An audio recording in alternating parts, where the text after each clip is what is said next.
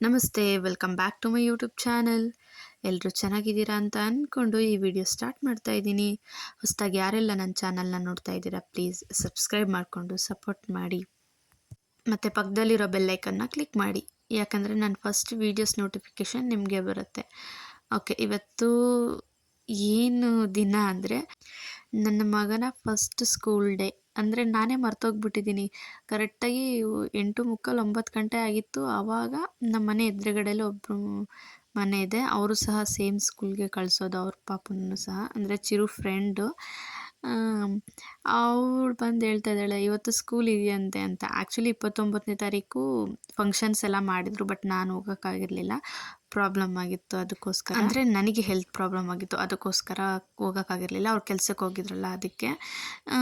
Next ಶುಕ್ರವಾರದಿಂದ ಕಳಿಸ್ಬೇಕಿದ್ದಿದ್ದು, ನಾನು ಮರ್ತೇ ಬಿಟ್ಟಿದ್ದೀನಿ.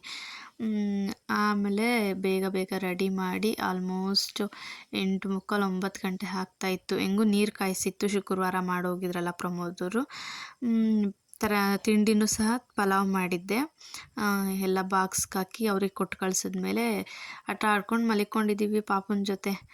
ಆಮೇಲೆ ಅವಳು ಬಂದು ಹೇಳಿದ್ಮೇಲೆ ಎಲ್ಲ ಬೇಗ ರೆಡಿ ಮಾಡಿದೆ. ನೀರು ಕಾಯ್ದಿತ್ತಲ್ಲ, ಸ್ನಾನ ಮಾಡಿಸಿ ಬಾಕ್ಸ್ಗೆಲ್ಲ ತಿಂಡಿ ಎಲ್ಲ ಎತ್ತಿಟ್ಟು. ಮಾತ್ರ ತುಂಬ ಚಳಿ ಇತ್ತು, ಮಳೆ ಏನು ಬರ್ತಿರ್ಲಿಲ್ಲ, ಆದರೆ ಚಳಿ ಇತ್ತು. ಅದಕ್ಕೋಸ್ಕರ ಸ್ವೆಟರು ಸಹ ಹಾಕಿ ಕಳಿಸಿದ್ದೆ.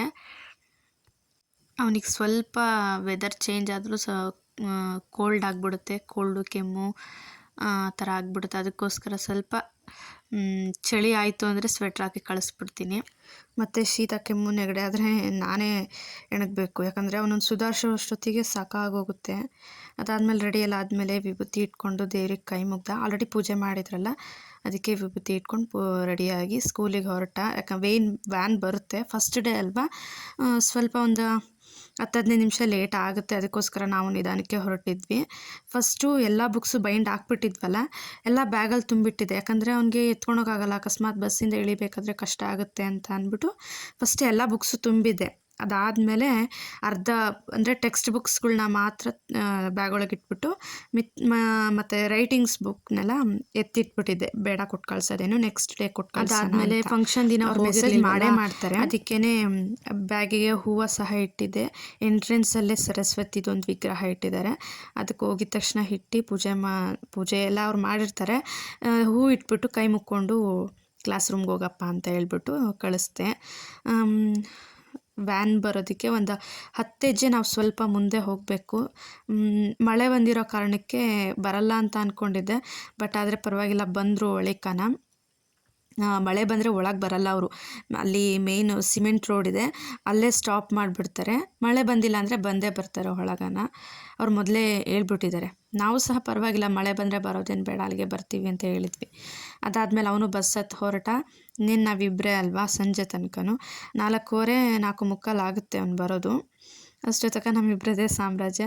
ಇವನನ್ನು ಸುಧಾರಿಸೋ ಅಷ್ಟೊತ್ತಿಗೆ ನನಗೂ ಸಾಕಾಗೋಗುತ್ತೆ. ನನ್ನ ಹತ್ರ ಜಗಳ ಆಡ್ತಾ ಇದ್ದಾನೆ, ಒದಿತಾ ಇದ್ದಾನೆ, ಕಚ್ತಾನೆ ಒಂದೊಂದು ಸಲ. ಅವ್ನು ಬೆಳಗ್ಗೆನೇ ಪಲಾವ್ ತಿಂದಿದ್ದ ಸ್ವಲ್ಪ, ಅಂದರೆ ಮಲ್ಗೋ ಟೈಮ್ ಅಲ್ವಾ, ಹಂಗೆ ಆಡಿಸಿ ಅಳ್ತಾ ಇರ್ತಾನೆ. ಒಂದು ಸ್ವಲ್ಪ ಹೊತ್ತು ಮಲಿಕೊಂಡ್ಲಿ, ಚೆನ್ನಾಗಿ ನಿದ್ದೆ ಮಾಡಿದ್ರೆ ಸಲೀಸಾಗುತ್ತೆ ಅಂತ, ಅಂದರೆ ಸಲೀಸಾಗ್ತೇನೆ ಅಂತ. ಅದಾದಮೇಲೆ ಬಟ್ಟೆಗಳನ್ನೆಲ್ಲ ಅರ್ಧ ಮಡ್ಚಿಟ್ಟು ಇನ್ನು ಅರ್ಧ ಅಲ್ಲೇ ಇಟ್ಟಿದ್ದೆ ಮಡ್ಚೋಣ ಆಮೇಲೆ ಅಂತ. ಅದಾದಮೇಲೆ ಬುಕ್ಸ್ ಎಲ್ಲ, ರೈಟಿಂಗ್ ಬುಕ್ಸ್ ಎಲ್ಲ ಇತ್ತಲ್ಲ, ಅದೆಲ್ಲ ತೆಗ್ದು ಒಳಗಡೆ ಇಟ್ಟೆ ರೂಮಲ್ಲಿ, ಅಲ್ಲೇ ಟೇಬಲ್ ಮೇಲೆ ಇಟ್ಬಿಟ್ಟಿದ್ದೆ.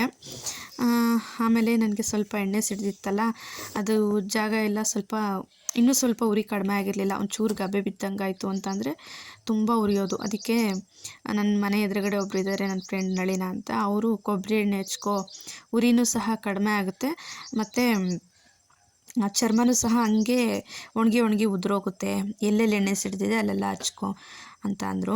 ಹಂಗೆ ಕೂದಲಿಗೂ ಸಹ ಎಣ್ಣೆ ಹಚ್ಕೋಬೇಕಿತ್ತಲ್ಲ, ಅಲ್ಲಿ ಸಿಡ್ದಿರೋ ಹತ್ರ ಎಲ್ಲನೂ ಹಚ್ಕೊಂಡು, ಕುತ್ತಿಗೆ ಹತ್ರ ಅಂತೂ ಅಲ್ಲಲ್ಲೇ ಚುಕ್ಕಿ ಥರ ಆಗಿಬಿಟ್ಟಿತ್ತು. ಯಪ್ಪ ಯಾವಾಗ ಹೋಗುತ್ತೋ ಅನ್ನಿಸ್ಬಿಟ್ಟಿತ್ತು. ಮೊದಲೇ ಇರೋದು ನಾನು ಕಪ್ಪಗೆ, ಇನ್ನು ಇದೆಲ್ಲ ಚುಕ್ಕಿ ಇನ್ನೂ ಅಸಹ್ಯವಾಗಿ ಕಾಣುತ್ತೆ ಅಂತ ಅಂದ್ಬಿಟ್ಟು ಅದೊಂದು ದೇವ್ರ ಹತ್ರ ಬೇಡ್ಕೊತಿದ್ದೆ, ಬೇಗ ಇದಾಗ್ಲಪ್ಪ ಅಂತ. ಆಮೇಲೆ ತಲೆಗೆಲ್ಲ ಎಣ್ಣೆ ಹಚ್ಕೊಂಡು, ಮುಖಕ್ಕೂ ಸಹ ಎಣ್ಣೆ ಹಚ್ಕೊಂಡು ಬೇರೆ ಕೆಲಸಗಳು ಮಾಡ್ಕೋಬೇಕಿತ್ತು ತುಂಬ. ಪಾಪ ಎದ್ದೋಳೋ ಅಷ್ಟೊತ್ತಿಗೆ ಪ್ರತಿ ಮನೆ ಒಂದು ಕೆಲಸನೂ ಸಹ ಮುಗಿಸ್ಕೊಂಡ್ಬಿಡ್ತೀನಿ, ಏನು ಕೆಲಸ ಇಟ್ಕೊಳಲ್ಲ.